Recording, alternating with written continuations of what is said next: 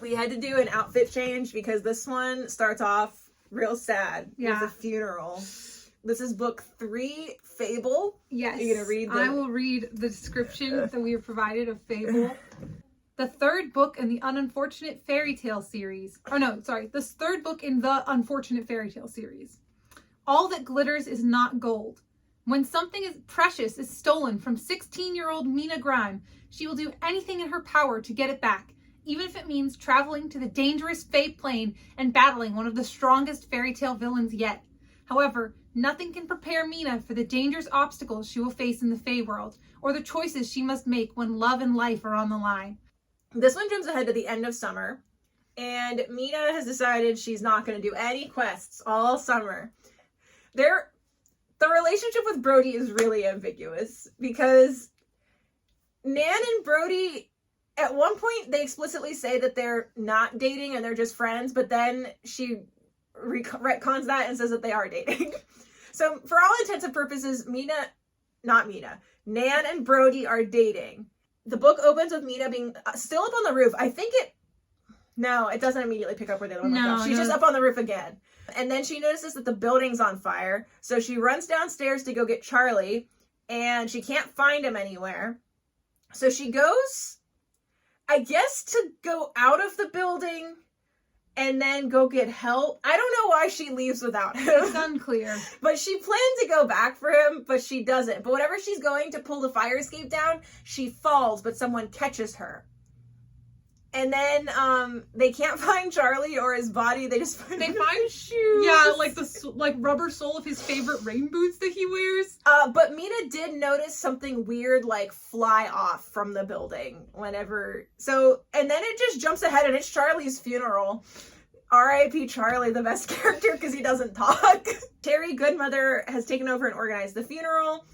Terry Goodmother finds them a place to move. Well, no, first she moves in with them and her 5 dogs that are all named after gemstones that I didn't write down. And Sarah does pretty explicitly blame Mina for Charlie's death. Does Teague also blame Mina? I think everyone kind of low-key blames Mina for Charlie's death, which is unfortunate. It's unfortunate. Yeah. At the funeral, Mina sees a man with a top hat, and then he disappears. But then Terry has found this place for them to live, and they basically, she doesn't attend the funeral, she just picks them up from the funeral and is like, come to this new house I found you to live in. And then the Wongs show up, and I think this is where Ken Wong is named Ken Wong instead of Ryu Wong. Yeah, then in Ferris it's like there's a casual reference to him being Ryu Wong, and now he's Ken Wong. You could technically argue that Ken is his Americanized name, but like, why does Mei Wong not have, I don't know. They move into this house and Mina hears a weird noise, and then she wanders into this room full of paintings, and in a flash of lightning she like sees the room, and then she also sees the top hat man in her yard again. So she calls for Jared and he's like, yes, someone in the yard is Fae. I could smell them. But he didn't recognize them, which is weird for Jared. But he says that he couldn't get past the house's defenses. And they kind of apologize for each other. And Jared tells her, he's like, I'm the one who caught you when you fell off the fire escape. Jared is like, don't look at the portraits. And she's like, Mina looks at the portraits. And then he's like, actually, never mind. Look at the portraits. And I always thought they developed the scene more, but they don't until like late. They kind of come back to it later. But it's portraits of her family members. And you find out that this is like her family's house. And then they start arguing again, and they start tickling each other. Yeah. And then Mina's mom comes in wielding like a crowbar or a fire poker or something, and Jared turns himself into a mannequin on the floor. He can disappear at will, so it's unclear as to why he turns into a mannequin, but Mina goes out of her way to like kick him as a mannequin just for fun. Mina goes to school, and Jared is like really weirdly nice to her out of nowhere, and is like, don't worry, if it gets to be too much, I promise I'll take you away from here. Their relationship it's a roller coaster. It really is. And then we rehash the lore again, because we have to do that in every book, because it changes slightly in every book. So current lore update. The Grimms are supposed to capture the power-hungry Fae that the Royals don't want to take care of. It's not just that, like, they're trying to scoop them up from the human realm. The Fae are like, even though we're most powerful Fae, we can't take care of these. Yeah. So you gotta go take care of them for us. Jared is bound to the grimoire on the physical human plane, and Teague is bound to the story on the Fae plane. Yes. And the innocent Fae that got trapped by what's his name? By the Reaper, Carl, in the last book, they're still in there. Yeah. Miss Colbert? No, Mrs. Porter, UPS worker, barista, DP or DMV worker. They're trapped. Yeah, and in Ferris, Jared is like, I think I know a way to save them. And they don't save them. They're stuck forever. They're just stuck forever. Sorry, Brody and Nan were both away at their respective summer camps all summer, so they don't, and because Mina doesn't have a phone, they don't know that Charlie's dead. Well, Nan knows, but Nan didn't come to the funeral. Brody randomly shows up at the funeral and awkwardly gives a rose to Mina to throw in the grave. It's weird. A new teacher, Mr. Ames, comes up to Mina and he's like, if you need anything, we're here for you. And Brody's like, none of you were at the funeral. Why weren't you at the funeral? And it's like, it was a very abrupt. Why would they come to the funeral? And they're like, he's like, fake friends, all of you. But none of them are her friends. That's true. It's not. So Nan comes up and just starts crying over Charlie's death. And then... Because Nan was very close to Charlie. Nan was really close to Charlie. Very much acting as another older sister. But, and then Savannah comes up and starts talking about how they're all better off now that he's dead. And then she calls Charlie a slur. Yeah, she's like, Mina, you're probably happy that your slur brother is dead. And then Nan hauls off and punches Savannah, and then Nan gets suspended, but everybody claps. Everyone claps, and they're like, yay! In gym class, there's this whole scene where Mina gets drafted by Brody for flag football. I think I skipped over this in my notes. I think Brody says something to Mina at the funeral that he regrets because he's with Nan. Brody's like, I kind of wish I was with you, and Mina's like, no, you can't be doing that. Yeah, bad, no. And then, so now things are kind of awkward between them, but he picks her for flag football, and Mina just thinks really hard or believes really hard, and now she can tap into Fae power to make herself really fast. And then she also has good reflexes except for when she doesn't, and she bonks herself in the head with a football. She goes to spike it, and then she spikes it, and then she gives herself a bloody nose. And whenever she goes back into the locker room, and that starts fogging up, the place starts turning gold, and the Top Hat Man, Temple, appears. Do we know his full name? Not yet. Okay, just Temple. And he says she can get Charlie back if she steals the story from him. If it's not yet, we do learn that he is responsible for taking Charlie and burning down the apartment with the Chinese restaurant and stuff. It was him. He sent his Firebird, which appears in this briefly, I just didn't write it down, to go light the building on fire. I don't know if it was intentionally lit the building on fire or if it's just a side effect. I'm pretty sure it was intentional. Okay, well, he lit the building on fire. And so they have to make a deal. Yeah, and so she pricks her finger. And she's like, I know who you are. You're a Stiltskin. And so he's Temple Stiltskin, not Rumpelstiltskin. Not Rumpelstiltskin. But he's the most powerful and eldest Stiltskin who's currently alive because he's the gold Stiltskin. And Mina tells Jared that she needs his help to get over to the Fae plane. And he's like, no, that's too dangerous. You can't, you silly human. Does he also say that he can't go? I think he says he can't. I don't know if he tells her that he can't go yet. She just said, he's just like, no, you can't. Oh, yeah. At some point, they decided to go on a triple date. No, but I don't remember how Ever and Jared end up coming as well. Because they've been hanging out at their lunch table. That's right, so they just kind of invite themselves. They're like, it's a triple date. And Ever's like, yay! And Jared's like, boo. Whatever. Yeah, Jared does not actually want to go.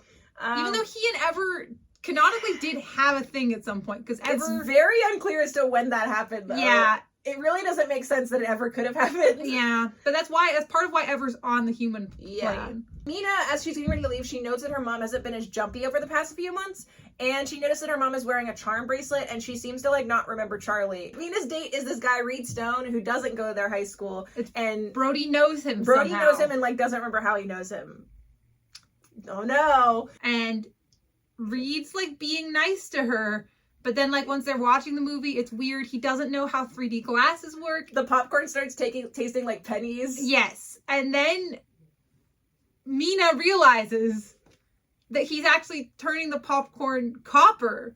And he thinks it tastes better that way. And it's because, oh no, he's Reed Stiltskin. He's Reed Stiltskin. The copper Stiltskin. The copper Stiltskin. He's his little brother. And I don't know why they start fighting. I think he starts getting handsy with her. I don't know. But they start fighting, and they have a big fight in the movie theater. We'll come back to that. We'll put in that one. Yeah.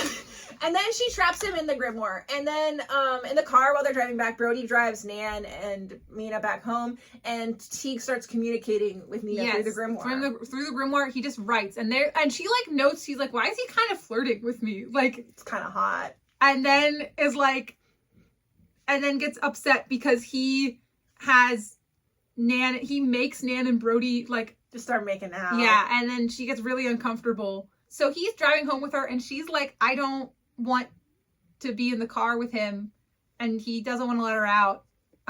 So Jared comes and picks her up. Yeah, she writes to Jared in the grimoire, and he's like, how are you doing this? And she's like, I don't know. He's like, he can see the words in his head, which makes me wonder how he didn't know about her conversation with Teague, if they're writing in the grimoire. I don't know. He says he might know a Fae who can help her cross over, and drops her off. And then she has a dream that she sees Charlie in a golden cage, and then whenever she wakes up, Jared's at her house talking to her mom. And her mom doesn't seem to remember who Jared is. Oh, by the way, Mina wakes up and the first time it says that her hair is entirely gold, but later on it's retconned that just like a stripe of her hair is gold. Yeah, just a bit of it. Like Anna from Frozen. Yeah, because she's special like that. So then they get on his motorcycle, and he uses Fae magic to go through the gate instead of using a key card, and they drive to this place. Because they're going to see the old Oh, they're going to see the old biddies. Because who can maybe help Mina. Yeah. And so she's scared they go to the Green Mill Recycling Center, and she's scared of the dark, so he makes a little a glowing Coke bottle for her. And at this point, I've been trying to keep track of what spells and cantrips Jared can do, and I think it's Stone Shape, Wild Shape, Light Cantrip, Minor Illusion, Misty Step, or Invisibility, but he cannot cast Knock, and he cannot cast Firebolt. I don't know why he didn't take those, but he did. You'd think Firebolt would be a go-to. You would think that would be, but I always take Firebolt, but, you know. He's a stupid boy. So. He's not like other boys. He's not like other boys. He's stupid. No, he's explicitly like other boys. They're always like, she's like, why does he do this? Because he's a stupid boy. And that's what he says too. They're all he like, also is like, I'm just so stupid. I'm just a silly little boy. So then they come in, and then they find Mrs. Colbert's there, and Mrs. Wong is there, and Mrs. Wong drops her glamour, and she is not a Fae who looks ethnically Chinese. She has skin the color of warm chocolate. And the Fae creature she is a brownie. Put a pin in that one. We'll get back to it later. The other thing is that she only uses the Chinese accent sometimes when she's pretending to be Mrs. Wong. So whenever she's not, she speaks just like all the other characters, just normal, regular old American English. So anyway, her real name is Mira, and she brought the story to Mina by advertising about her rescuing Brody, which is weird because they aren't supposed to interfere, and she's supposed to be her fairy godmother, and she's supposed to be like, actually they explicitly say it's the Fae godmother because they're not fairies. Not fairies. They come in and they show Mina this room full of mirrors, and they have a collection of mirrors to keep tabs on all of the Grimms. And she says there are more Grimms than you would think because they keep tabs on the cousins and in-laws. But, okay, let's say theoretically, and I don't want to get too in the weeds here, but let's say, like, how many years is a generation? Let's be generous and say, like, I don't know, if they all have kids when they're 20. And it's been 200 years. And I don't know. They just make it seem like there are Grimms all over the world. And I don't think there should be that many Grimms. I don't think there should be especially when at one point they were still killing children Grimms with the quests. Yeah, so it seems like there's an abundance of Grimms. It seems like there are too many Grimms. Too many Grimms, some might say. Yeah. But someone should do something about that. Send someone to get rid of some of them. Like a Reaper, perhaps. Yeah. Somehow their Grimms, like whenever we find out later that like Jacob and Wilhelm seem to have not had kids until they were later in life, but then also maybe the curse spread to their I don't know, it's very confusing. But anyway, they are tracking all of the Grimms, and they have all these maps and stuff, and this is like the Fairy Godmothers Guild, and Terry Goodmother is Sarah's godmother, and Mira is Mina's, and I don't know who's supposed to be Charlie's. I don't think they really talk about Charlie having one. Well, because Charlie isn't dead, and they realize that because they can't see him. Not because he's dead, because he's in the Fae realm. He's on the Fae plane. He's on the Fae plane. And then they're the ones who gave Sarah Forget-Me-Not charm to forget Charlie, because they were like, this is too much for her. I'm just going to make her forget her son. Yeah, she's just not going to remember she had a son, and then it'll be fine. It'll be fine.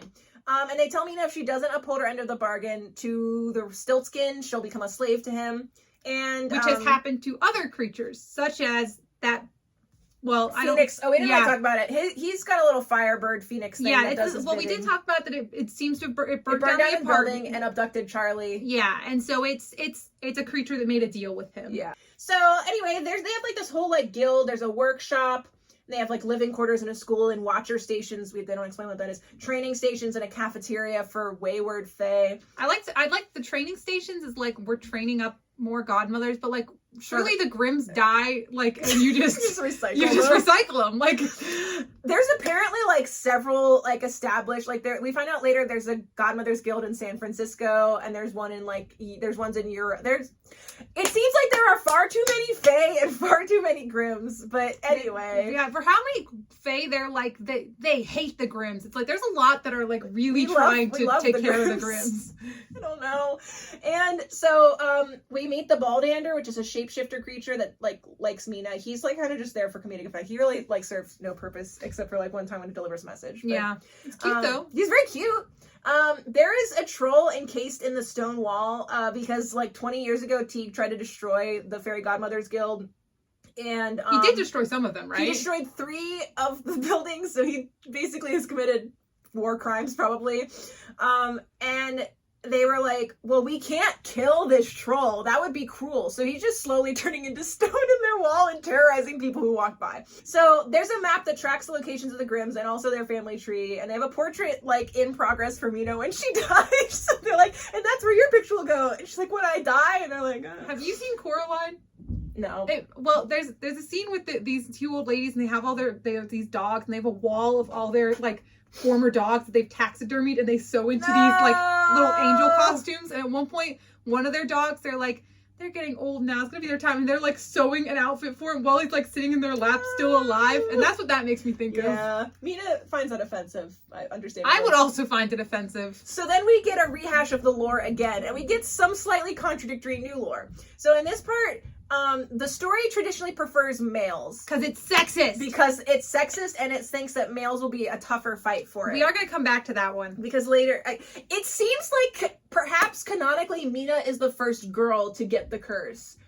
But that also doesn't seem right. And it doesn't make sense for lore later. Okay, yeah. But we'll get back to that one. Yeah. So it chooses from the closest living male relative. So like it went from their grandfather to the uncle to the father. This is where they call the Grimm brothers their grandfather, which cannot be correct. Yeah. Sarah thought it would go to some distant like cousin, but then she learned she was pregnant with Charlie after James died, and then like went to Terry for help. And the godmothers cast a spell to make Charlie invisible to the story. They don't explicitly say that's why he's mute, but it's kind of implied. Isn't there more? They actually never, for the reason you're thinking of, they never established that that's why he's mute. Interesting. So I just made that up because it made more sense. There's a reason that makes more sense as to why he's mute, but that's not why he's mute. Okay. They find out that the house they're living in is like the OG Grimm house from the Brothers Grimm. And it just moves around. Moves across the ocean. They only mention it once and then never again. So it moves around to whatever Grimms need it. And then the current lore on Jared and Teague is that someone cursed them into servitude and their personalities have changed and merged, and like the story made Teague more evil, and the grimoire made Jared okay, but it's not like an even split between good and evil. We never see Jared do anything pure evil, and we never see Teague do anything like altruistic, so I don't know. What are you talking about? Everything Teague does is just so good. He apologizes to Mina for what he's about to do. Of course, then he says, or maybe I'm not sorry, but he maybe is sorry. And then there's this idea of like there has something to do with power, and like one is like slave to the book while the other is like, I don't know, it's confusing, but that's Also, how that works, it's not going to end up being super relevant. It's not going to be.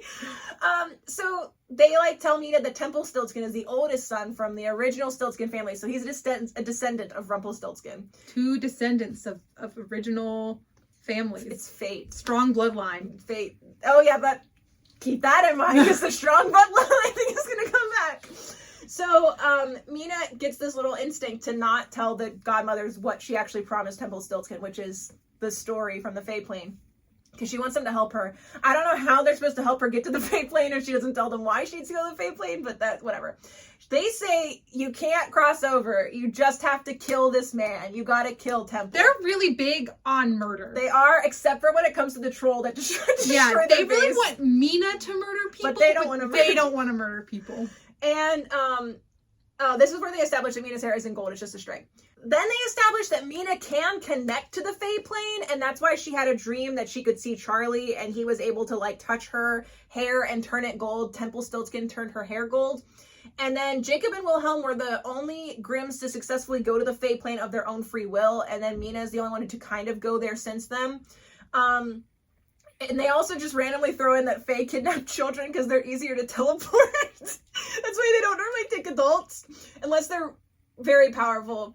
And Jared can't go back to the Fae Plane because he's been banished. For his own good. Yeah. And so Constance tells her, Constance, aka Mrs. Colbert, who is not her fairy godmother. She's not anybody's godmother. She seems to be kind of helping in charge. She's kind of like the leader. But do we learn what creature she is yet? She's a muse. A Greek muse. Because she's the music teacher. So, you know, the Greek muses. Big Grimm fairy tale creatures. You know, all 9 of them. I don't know where the other 8 are, but there she is. And they do have a guild in Europe. And this is where they say that Mina is the first Grimm that Jared has ever appeared to as a human. Which has been ambiguous previous to this. Especially because he, like, has some sense of James where it's like, does he just know James because he was, like, the grimoire? Unclear. And also because Ever seems to think, like, Ever seems to suggest that they, like, hang out whenever a Grimm, like, is present, in which case does he just, like, materialize as a human but doesn't go to the Grimm? Like, he's like, okay, they'll handle the grimoire and I'm just gonna go chill over here. Yeah. And then we get a little show of, like, Jared's powers. He can, like, summon a knife, and he can shift into a bunch of different animals, because he and the Baldander have, like, a little shifting contest thing. And then Mina goes outside and hears the Stiltskin bird, and the grimoire transforms into a bow and arrow. I don't think it's the first time it because it transformed into an axe. Yeah, it became an axe in book 1. Sometimes it likes to be a bow and arrow. And the Firebird gives Mina one of its feathers. And everyone, including Jared and the godmothers, just tells Mina to forget about her brother and focus on her quests. You know. He's lost now. He's gone. Forever. And Ever has a seam ripper. We learn that this is the only time they're ever mentioned. Wizards invented the seam ripper. We never hear of any specific wizards, but they invented the seam rippers. And Jared doesn't know how Ever got one, because she shouldn't have one because they're super powerful. So Jared goes and confronts Ever. She lives at a motel, theoretically with her pet frog. We never see him. And she made a deal with the royals, the Fates, Queen Mav and King Lucian to cross over and keep an eye on Jared, and the Seam Ripper lets her visit home. So it seems like maybe she can, but also, like, the lore around the Seam Ripper is very ambiguous, and portals in general, and the planes. So Mina taps into the Fae power, which I guess is just accessible to her. But she commands Jared to give her the Seam Ripper, and it's explicit that she is not using what is supposed to be an innate ability to compel Jared to do things because he's tied to the grimoire. But she uses the Fae power to make him give her the Seam Ripper, but he manages to smash it instead of handing it over, and Mina backhands him. She's real mad. She's really mad about it. Which, I mean, I do get it, but also I get why he's doing it too. Yeah. So the next day, Mina, like, sneaks into choir class and meets a bunch of girls who don't remember her after this.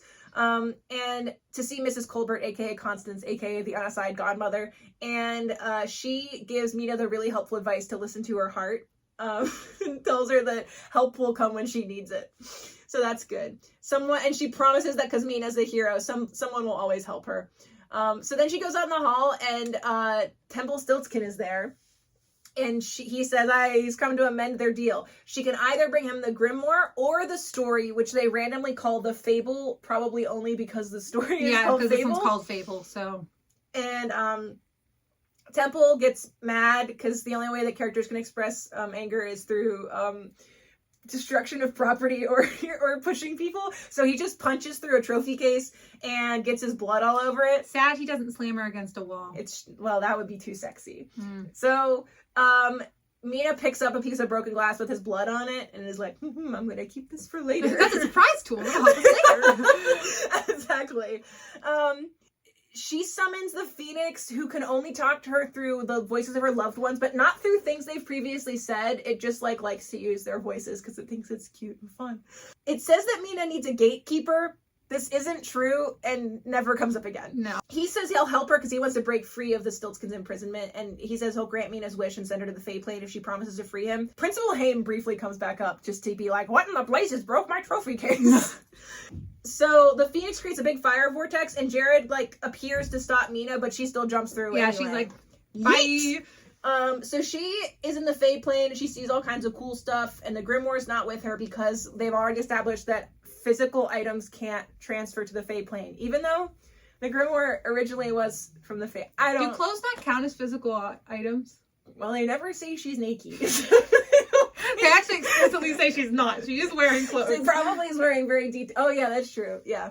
But she immediately disregards all Fey lore and hears some singing and is like, ooh, and she follows the singing into the water and then gets attacked. Mina's dumb. Mina is really dumb by a sea witch and gets pulled underwater.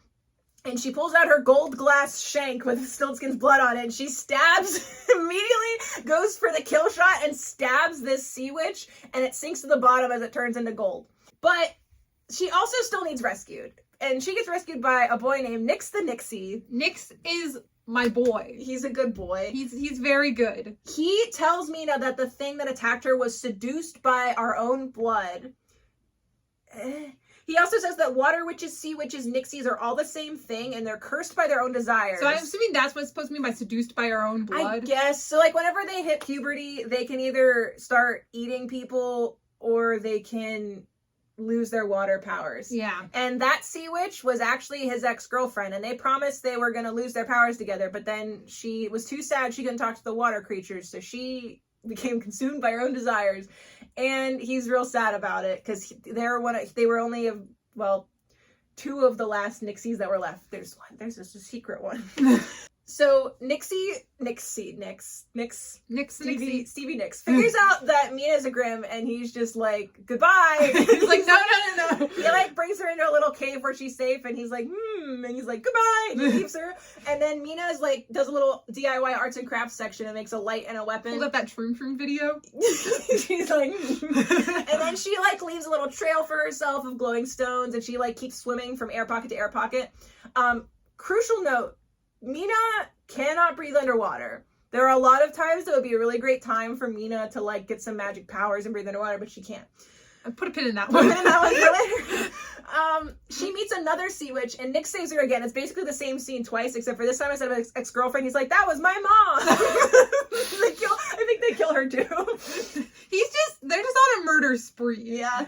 And he was like, well, I could either it was time for me to hit puberty, so I could either hit puberty or kill my mom and come with you. So I said to kill my mom. Yeah, he's like, I'm dying anyways. He's like, I'm dying, so I guess I'll die helping you.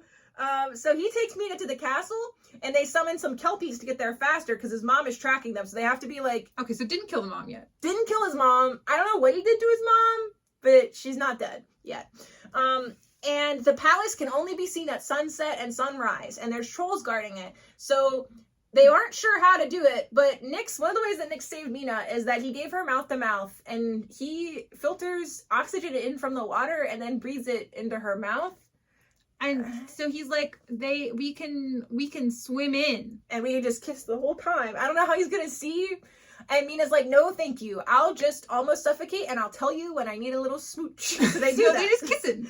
And smooch. And then a siren shows up and starts trying to get Mina to give up, but Nyx helps her. And also, I think important. They do distinguish between sirens and Nixies. Oh, yes. What's the other? I was just gonna say, Jared and Mina are pretty explicitly meant to be romantic at this point. She has not kissed Jared at this point. She's kissed Brody multiple times, and she's kissing Nyx, but no Jared kiss yet. But just wait. So they then Nyx's mom attacks them again. So Nyx uses the golden shank on her. And it's unclear.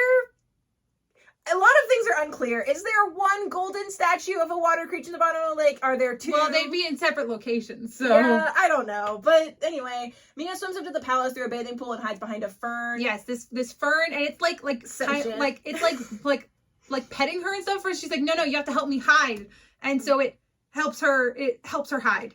And this is where we meet Captain Plinth, who is not an important character, but he gets named a few times. And we like Captain Plinth. He's talking with Teague, who is giving him orders and is angry. Very, very evil. Because he's like, there are kelpies here. There are 2 kelpies. And they normally swim in packs of 6. And why are they so close to the palace? This is so weird. And he sends Captain Plinth away and is like, yeah, there's no intruders trying to cause problems here, are there, Mina? So you know she's there, and just to be extra mean, he kicks the sentient plant and kills it. No, Mina tries to stay hidden behind it, and so he destroys it. And she but she maybe brings it back to life before she walks away. It faintly strokes her, and then she's like, I'm sorry, I can't save you. It never comes back again. It's another important character. But it's important in my heart. Yeah, it's real important in your heart. So he gives her a gold dress, and she's like, I don't like this. Because he does it specifically to make her angry. And she's like, I'm gonna use my agency to change it into magic it into pants and a shirt. And this really excites Teague. He's like, you can use magic. He's like, I knew you were special. You're not like other girls. And is like, this is great. Come with me. And is like super duper excited. And Mina's like, I don't really know what's happening. Yeah. But he's like, I know where your brother is. So Charlie and the story, the book story, not Teague, are in a room, and Temple storms in, angry at Teague for sending Reed after he already sent Temple to steal Charlie, because he's like, why'd you send my brother? And then Teague's like, the person you should actually be mad at is Mina. She killed him. It's like, haha, now you guys have to fight. So they start fighting, and Temple Stiltskin makes a cobra that starts fighting Mina, and then Nyx jumps in. He was elsewhere. I don't know. He was killing his mom. Yeah. He goes to save Mina, and there's like a giant with him. Oh, the giant is with him. The giant is Jared. Yeah, spoilers. I wrote it down here earlier, but they haven't revealed it yet. Mina shanks the snake and turns it into gold, and then Mina shanks Temple with the Stiltskin shank, and he turns into gold, and he's like, why do you have that? And I don't remember, she says something witty about it. I didn't write it down. And then all of his slaves are freed, including the Firebird. And including a man who looks like her father with his little wiggly mustache, but then he disappears. Also, is it not... Put a pin in that for later. Yes, but also, isn't it confirmed that a Reaper killed her dad? Okay. All the Stiltskin slaves are free, and they bow to Mina, and that really makes Teague angry. Nyx is mortally wounded, so there's a lot of things happening. He was already dying, but now he's really dying. He's super fast dying, and so Nyx bleeding out on the floor. Okay, Charlie's still in the cage.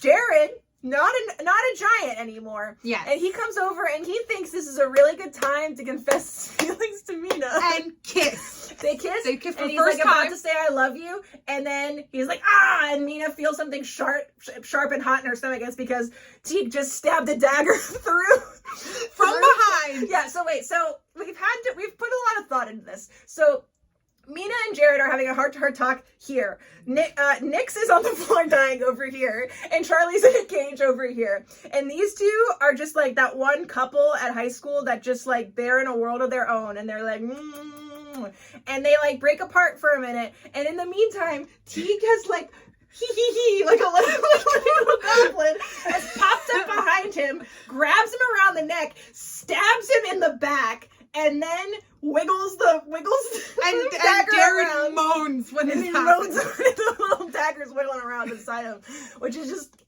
Chanda. You gotta think about the way you say it. It keeps happening. It keeps happening. I feel like it's important to note that I read this book in class in 6th grade. Jana had already read up to this point, and I was reading it because she wanted me to, and I'm reading in the back of my class, and I am crying in the back of my class, and I'm trying not to draw attention to myself because I wasn't supposed to be reading. There was a lesson happening, But I remember crying over my Kindle as I read this part of the book. I definitely cried over it. It's kind of funny though. It actually, so the first time that I read it, I definitely sobbed, but this time I just started laughing really hard. It's really funny. It's kind of amazing. Really funny. And Teague says Jared, I wrote, was banished to protect Jared, but Teague... From Teague. But Teague needed Jared's power because they can only be fully powerful together. They haven't established... At this point, we still think they're brothers. Teague says he'll release Charlie if Mina traps everyone in the story that just got freed. And Jared is like, no, don't do that. So Jared throws the Seam Ripper to Mina, and the story, the physical story on this plane is full of pictures of Jared, and it's all of Mina's adventures from Jared's perspective. And Teague says if she doesn't use the story... Which I don't quite understand why that's... I don't know either. And Teague says if she doesn't use the story, he'll kill Jared. She uses the book because she tries to use it on Temple and them, and Teague is like, no, you have to use it on us. It's the only way to save him. So she uses it, and there's just one boy laying on the ground, but it looks like... no, there's a whole Shrek transformation. I picture all the scenes as, like, Shrek transformations. There's a boy there, and she runs over, because she's like because it looks like Jared, and she gets down, and then he opens his eyes, and they're blue. And he's like, what? No kiss? And it's Teague. Teague. We don't know. We still, at this point, think they're brothers. Yeah, it's... we don't know what's happened. We don't know why they've been married together here, but they have. Traumatically, Mina just uses the Seam Ripper, and Charlie is like, you can't... He doesn't say this out loud because he can't stop still, but he, like, points at Nyx, who's, like, dying on the floor. We can't leave him. He's like, we can't leave him. And Mina's like, well, there's no time. We can't save him. He's hopeless. And Charlie's like, I'm not leaving unless you take this... Because Charlie's a good boy. Charlie's a good boy. And so they pull him through the portal, and then Mina just wakes up in biology class. This is, like, one of the few times this happens where, like, she just wakes up somewhere else. And, like... Well, did she leave in the science lab? You know, you're right. She does. So she woke up, but so, I don't know no idea where Nyx is, because Nyx is not there. Charlie is not there with her. And we learned that Charlie was never gone, and Nan and Brody were never dating. So we're back to Brody is single.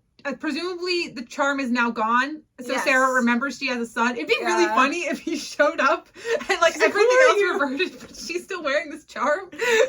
So, updated lore. Teague was betrothed to the princess of a neighboring kingdom, and he called it off to just cause chaos. Whoa! I like to imagine like Discord from My Little Pony. Chocolate milk rain. Yeah, that's why Mina loves chocolate milk. I wish Teague was like that. His parents tried to draw the darkness out of him, and instead of drawing the darkness out, they split him in two and separated the two halves. And they were like, go to your rooms. And by your rooms, I made the two different planes of existence. It's reminiscent of Once Upon a Time. You get... Yeah. When they got Emma, and they're like, oh no, she has a potential for great darkness in her. So we'll just put all of the darkness into this other baby. Wait, there's also a dagger in that one. Yes, too, I know. That's oh my god. That's why my username on they always use the dagger. That's why that's your username. I didn't know that was why it was your username. Lore. They split him into only a Grimm could reunite them, and Mina's dad made a deal with the Stiltskin that if he died, he would make sure Sarah had a son. I don't know why, because that wouldn't protect them. No. That would just make sure, that would just basically be a magnet for the story. Yeah, it would actually be worse. The grimoire is now blank, because guess what? The whole premise of the book, gone. Yes, because Jared was attached, and now there's no Jared. There's no Jared. It's just a blank book. And now the only way to stop the curse is to kill Teague. Nyx is now Nick, because Nyx was too conspicuous. So he goes by Nick as a human. And he's on the water polo team with Brody. And they're being bros. And that's the end. That's the end of the book. But Nyx is alive. He is alive, and he's a human. Do you want to tell them what quests were maybe completed? Well, so... Even though it doesn't matter anymore, apparently. Rumpelstiltskin is completed. And there's a quest called the Sea Witch that we think might have been completed in there. And there's one called the Nixie, but like that. And there is like Firebird related ones, so that could probably fall into something. Very unclear overall. That's book 4. That's book 3. Oh no. That's gonna be something. It's gonna be so long. I know.